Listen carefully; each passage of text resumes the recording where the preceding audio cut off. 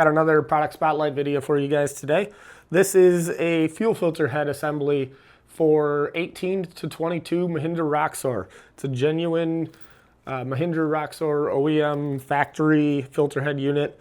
It's a whole plastic assembly. They can get brittle, break, as well as there is a fuel temp sensor in it.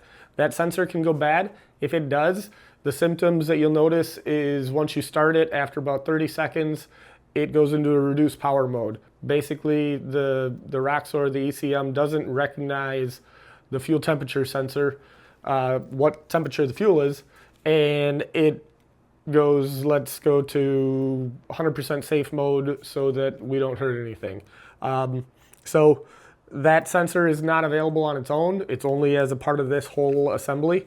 And so with that, it's a few bolts, undo the lines, and unplug the pigtail and replace the whole unit. It does come with a new filter element, so if you are replacing it, it will reset your time frame that you need to look at replacing a fuel filter element as well. If there's any questions, feel free, email, call, Roxor Parts Direct. Thank you.